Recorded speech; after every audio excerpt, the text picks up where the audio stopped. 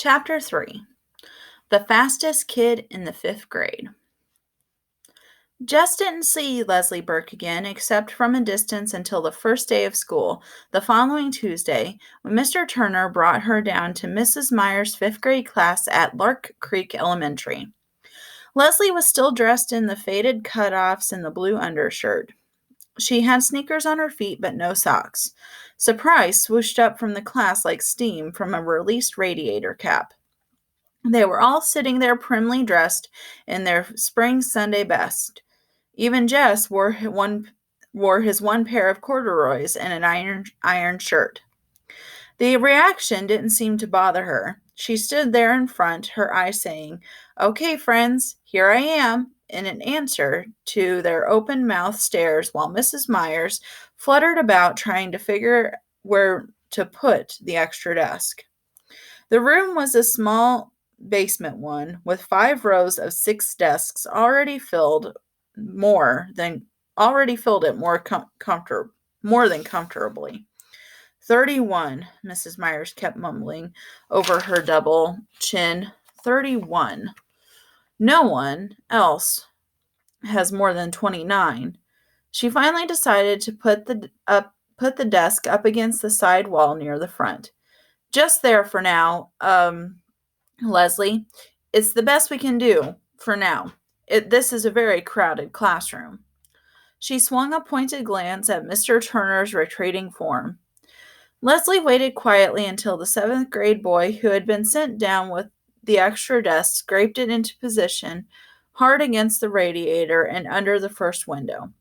Without making any noise, she pulled it a few inches forward from the radiator and settled herself into it.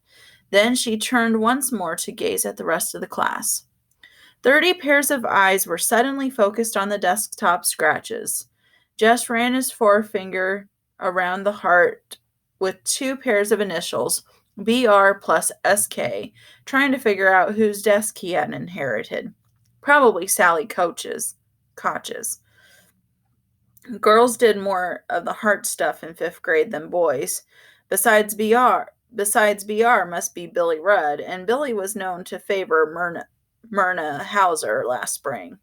Of course, these initials might have been here longer than that, in which case, Jesse Aarons, Bobby Greggs, pass out the arithmetic books, please. On the last word, Mrs. Myers flashed her famous first day of school smile. It was said in the upper grades that Mrs. Myers had never been seen to smile except on the first and last day of school. Jess roused himself and went to the front. As he passed Leslie's desk, she grinned and rippled her fingers low in a kind of wave. He jerked a nod. He couldn't help feeling sorry for her.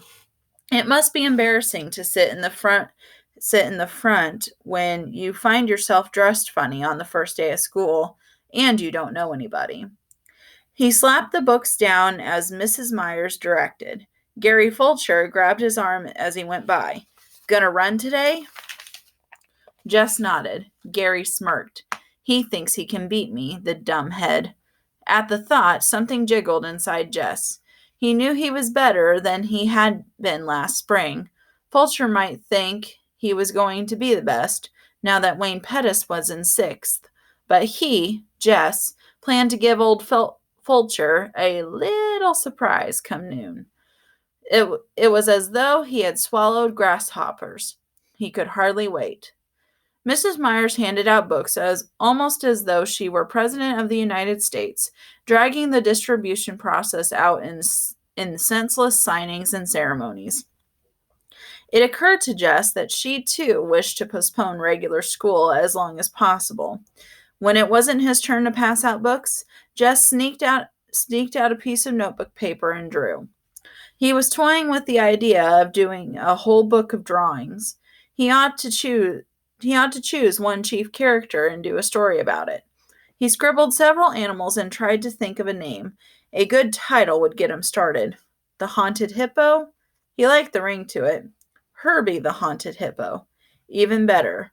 The Case of the Crooked Crocodile. Not bad. "What you drawing?" Gary Fulcher was leaning way over his desk. "Nothing." Jess covered the page with his arm. "Nothing. Come on, let me see. Jess shook his head. Gary reached down and tried to pull Jess's hand away from the paper. The case of the crooked. Come on, Jess, he whispered hoarsely. I ain't gonna work nothing. Or I ain't gonna hurt nothing. He yanked Jess's thumb. Jess put both arms over the paper and brought his sneaker heel crashing down on Gary Fulcher's toe. Yow! Boys! Mrs. Meyer's face had lost its lemon pie smile. He stomped my toe. Take your seat, Gary. But sit down. Jesse Aarons, one more peep from your direction and you can spend recess in here, copying the dictionary. Jess's face was burning hot. He slid the notebook paper back under his desktop and put his head down. A whole year of this. 8 more years of this. He wasn't sure he could stand it. The children ate lunch at their desks. The county had been promising Lark Creek lunchroom for 20 years, but there never seemed to be enough money. Jess had been so careful not to lose his recess time that even now he chewed his bologna sandwich with his lips tight shut and his eyes initialed on the initial heart. Around him, conversations buzzed.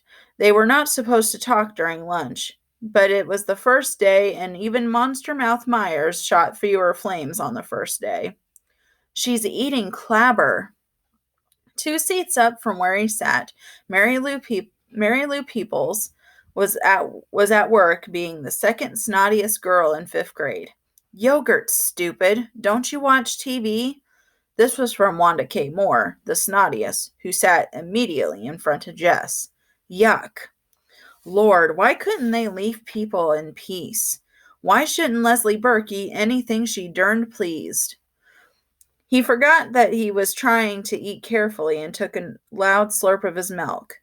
Wanda Moore turned around, all prissy-faced. Jessie Aarons, that noise is pure repulsive. He glared at her hard and gave another slurp. You are disgusting. Bring the recess bell. With a yelp, the boys were pushing for first place at the door.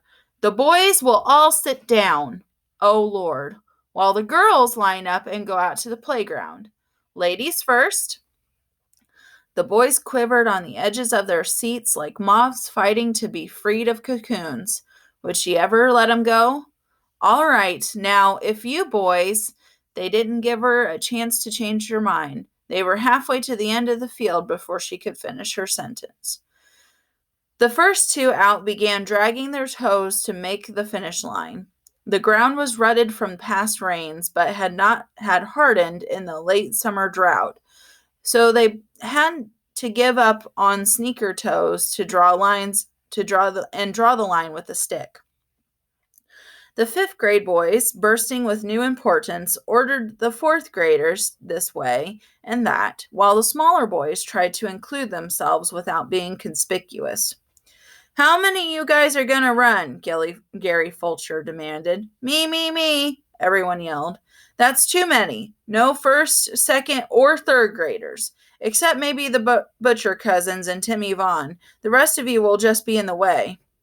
Shoulders sagged, but the little boys backed away obediently. Okay, that leaves 26, 27. Stand still. 28. You get 28, Greg? Fulcher asked Greg Williams, his shadow. Right, 28. Okay, now, we'll have eliminations like always. Count off by 4s. Then we'll run all the 1s together. Then by 2s. We know. Everyone was impatient with Gary, who was trying for all the world to sound like this year's Wayne Pettis. Jess was a 4, which suited him well enough. He was impatient to run, but he really didn't mind having a chance to see how the others were doing since spring. Fulcher was a 1, of course, having started everything with himself. Jess grinned at Fulcher's back and stuck his hands in the pockets of his corduroys, wriggling his right forefinger through the hole. Gary won the first heat easily and had plenty of breath left to boss the organizing of the second. A few of the younger boys drifted off to play King of the Mountain on the slope between the upper and lower fields. Out of the corner of his eye, Jess saw someone coming down from the upper field. He turned his back and pretended to concentrate on Fulcher's high-pitched commands. Hi! Leslie Burke had come up beside him. He shifted slightly away. Humph. Aren't you running? Later. Maybe if he didn't look at her, she would go back to the upper field where she belonged. Gary told Earl Watson to bang the start. Jess watched. Nobody with much speed in that crowd. He kept his eyes on the shirt tails and bent backs. A fight broke out at the finish line between Jimmy Mitchell and Clyde Deal. Everyone rushed to see. Jess was aware that Leslie Burke stayed at his elbow, but he was careful not to look her way. Clyde, Gary Fulcher made his declaration. It was Clyde. It was a tie, Fulcher, a fourth grader protested. I was standing right here. Clyde Deal. Jimmy Mitchell's jaw was set. I won, Fulcher. You couldn't even see from way back there. It was Deal. Gary ignored the protests. We're wasting time. All threes line up right now. Jimmy's fist went up. It ain't fair, Fulcher. Gary turned his back and headed towards the starting line. Oh, let them both run in the finals. What's it going to hurt? Jess said loudly. Gary stopped walking and wheeled to face him. Fulcher glared first at Jess and then at Leslie Burke. Next thing, he said, his voice dripping with sarcasm, next thing you're going to want is to let some girl run. Jess's face went hot. Sure, he said recklessly. Why not? He turned deliberately toward Leslie. Want to run? He asked. Sure, she was grinning. Why not? You ain't scared to let a girl race, are you, Fulcher? For a minute, he thought Gary was going to sock him, and he stiffened. He mustn't let Fulcher suspect that he was scared of a little belt in the mouth. But instead, Gary broke into a trot and started bossing the threes into a line for their heat. You can run with the fours, Leslie, he said it loudly enough to make sure Fulcher could hear him and concentrated on the runners. See, he told himself, you can stand up to a creep like Fulcher. No sweat. Bobby Miller won the threes easily. He was the best of the fourth graders, almost as fast as Fulcher, but not as good as me, Jess thought. He was beginning to get really excited now. There wasn't anybody in the force who could give him much of a race. Still, it would be better to give Fulcher a scare by running it well in the heat. Leslie lined up beside him on the right. He moved a tiny bit to the left, but she didn't seem to notice. At the bang, Jess shot forward. It felt good, even with the rough ground against the bottom of his worn sneakers. He was pumping good. He could almost smell Gary Fulcher's surprise at his improvement. The crowd was noisier than they had been during in the other heats. Maybe they were all noticing. He wanted to look back to see where the others were, but he resisted the temptation. It would seem conceited to look back. He concentrated on the line ahead. He was nearing with every step. Oh, Miss Bessie, if you could see me now. He felt it before he saw it. Someone was moving up. He automatically pumped harder. Then the shape was there in his sideways vision. Then suddenly pulling ahead. He forced himself now. His breath was choking him, and the sweat was in his eyes. But he saw the figure anyhow. The faded cutoffs crossed the line a full 3 feet ahead of him. Leslie turned to face him with a wide smile on her tanned face. He stumbled and without a word began half walking, half trotting over to the starting line. This was the day he was going to be a champion, the best runner in the 4th and 5th grades, and he hadn't even won his heat. There was no cheering at either end of the field. The rest of the boys seemed as stunned as he. The teasing would come later, he felt sure, but at least for the moment, none of them were talking. Okay, Fulcher took over. He tried to appear very much in charge. Okay, you guys, you can line up for the finals. He walked over to Leslie. Okay, you've had your fun. You can run on up to the hopscotch now. But I won the heat, she said. Gary lowered his head like a bull. Girls aren't supposed to play on the lower field. Better get up there before one of the teachers see you. I want to run, she said quietly.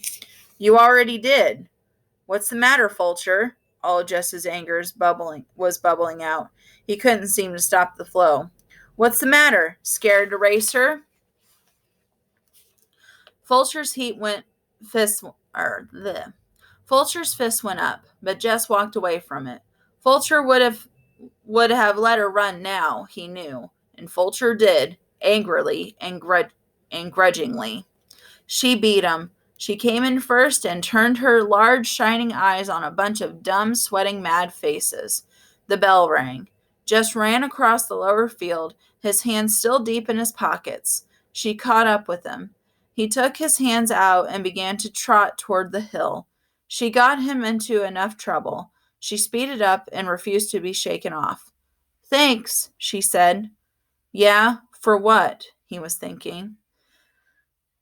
You're the only kid in this whole darn school who's worth shooting. He wasn't sure. He thought her voice was quivering, but he wasn't going to start feeling sorry for her again. So shoot me. On the bus that afternoon, he did something he had never thought he would do. He sat down beside Maybelle. It was the only way he could make sure that he wouldn't have Leslie plunking herself down beside him. Lord, the girl had no notion of what you did and didn't do. He stared out the window, but he knew she had come and was sitting across the aisle from them. He heard her say Jess once, but the bus was noisy enough that he could pretend he hadn't heard. When they came to the stop, he grabbed Maybelle's hand and dragged her off, conscious that Leslie was right behind him. But she didn't try to speak to him again, nor did she follow them. She just took off running to the old Perkins place. He couldn't help turning to watch. She ran as though it was her nature. It reminded him of the flight of wild ducks in the autumn, so smooth. The word beautiful came to his mind, but he shook it away and hurried up to his house.